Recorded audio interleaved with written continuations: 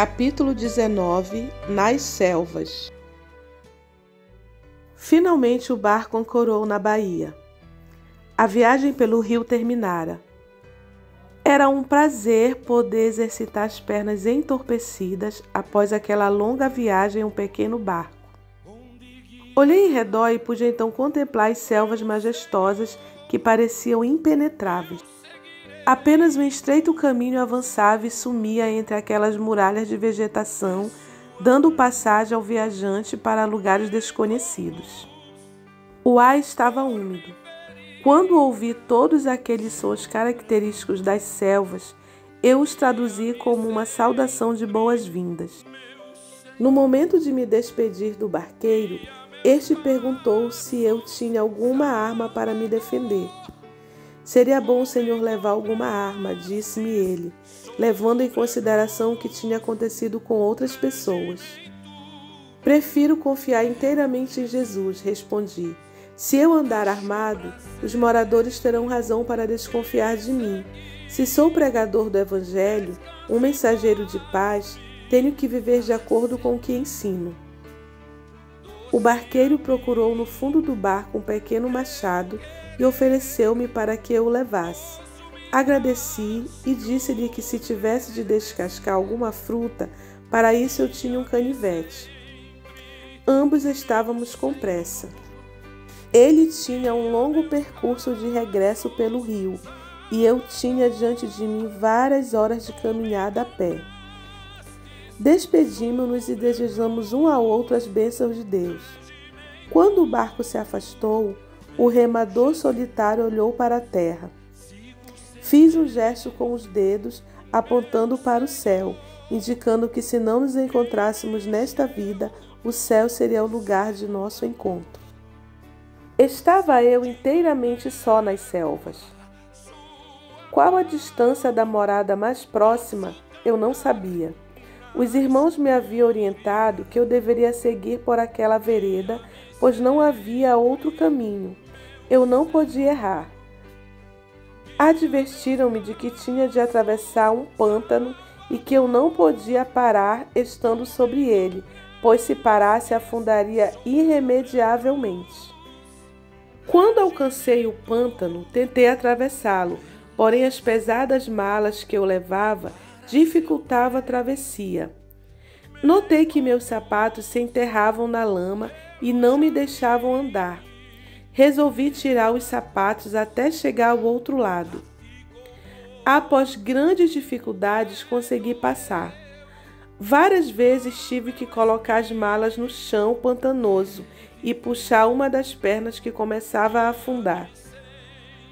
Felizmente, a distância não era longa, mas foi o suficiente para sujar as pernas da calça que eu arregaçara. A camisa e minhas mãos também haviam mudado de cor. O pior, entretanto, tinha sido o tempo perdido durante aquela tentativa de atravessar o Pantanal. Logo ali descobri uma nascente e pude me lavar antes de calçar os sapatos. Agora eu estava novamente em terra firme e apressei o passo para recuperar o tempo perdido. Enquanto essas coisas aconteciam, eu não podia deixar de pensar no meu companheiro Gunnar Vingre. Ele estava andando pelas calçadas de Belém. Compreendi ainda melhor que, de fato, nós nos completávamos.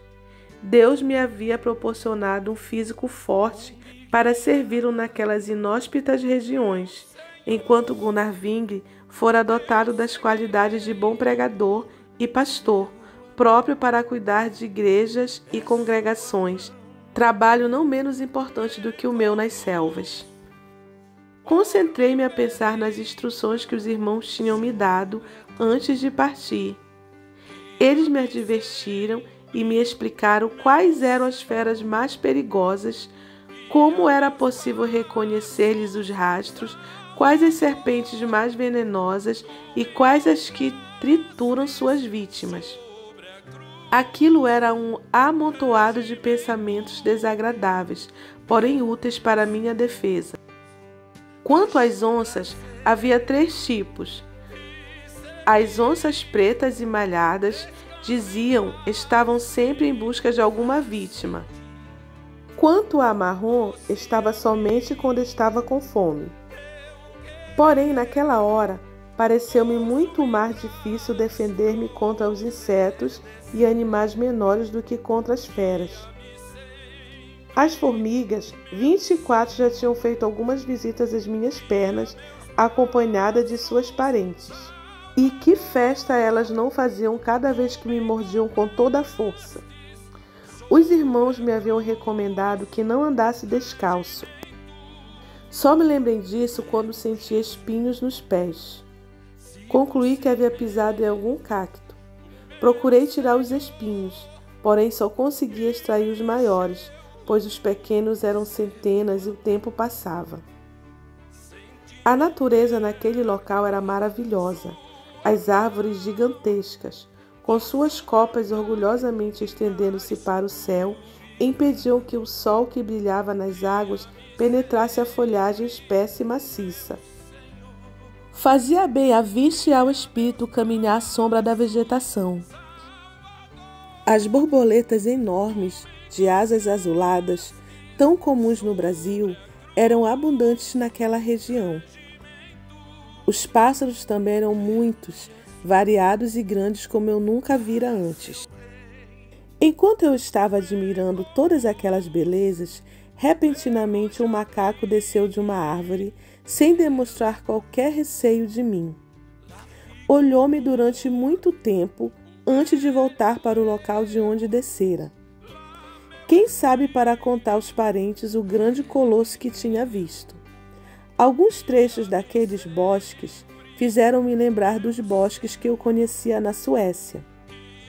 Um sentimento nostálgico trouxe-me à memória aquele pequeno e longínquo país, bem próximo do Polo Norte. Não sei por que comecei a pensar em paisagens tão distantes, onde as plantas florescem e permanecem verdes apenas no curto período da primavera ou do outono. Em seguida vem o inverno e tudo se cobre de neve, fazendo com que as plantas durmam até o ano seguinte, quando o calor reaparece. Entretanto, nas selvas onde eu estava havia flores durante todo o ano e nunca fazia frio. Meus pensamentos se interromperam quando vi diante de mim uma vala dividindo o caminho. Parei surpresa diante daquele fenômeno. Quem teria interesse de cavar uma vala no meio da selva? Naquele momento, lembrei-me de algo que os irmãos me haviam dito. Quando encontrar uma vala na estrada, principalmente se for em terra mole, tome cuidado, pois é sinal de que passou por ali uma serpente de certa espécie. Perguntei-lhes então o que devia fazer quando isso acontecesse. Responderam-me que a única solução era correr. Mas correr para onde? Eu não sabia de que lado estava a cobra. De repente, notei que um dos lados da vala começava a encher-se de terra. Mas como tentar correr para o lado oposto, se ali era tudo mato impenetrável? Olhei em redor, mas não vi o terrível animal. Porém, quando tornei a direção do caminho, compreendi a razão de eu não ter visto a serpente onde meus olhos a haviam procurado, ao longe. Ela estava à minha frente. Meus olhos pousaram sobre sua enorme cabeça.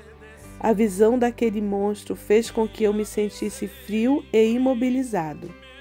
A distância que nos separava não ia além de 2 metros. Era uma sucuri gigante. O seu corpo estava quase à altura da minha cintura.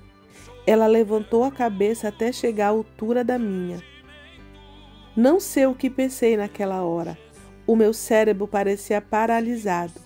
A sucuri olhava para mim como que querendo me hipnotizar. O corpo do monstro, durante algum tempo, fez movimentos suaves, talvez com a intenção de fazer-me dormir. Meus lábios não se moviam, mas minha oração em espírito era um clamor angustiante para que Jesus me socorresse. Os minutos pareciam horas. Jamais senti o tempo passar tão lentamente. Porém, inesperadamente, a sucuri desviou o olhar, penetrou na mata e desapareceu. Naquela hora senti que o Senhor havia me livrado da morte, pelo que louvei o seu nome. Aquele tremendo incidente e outros atrasaram um pouco a minha viagem, de modo que começou a escurecer. Porém, esse fato agora parecia já não ter muita importância para mim, diante do que acontecera. O mais importante naquela hora era agradecer a Deus por Ele ter me guardado. Que paz e segurança eu senti pela certeza da presença de Jesus ali. Meu corpo parecia mais leve. A caminhada tornou-se tão fácil que eu nem sentia mais o peso das maletas, nem o cansaço e os espinhos dos pés.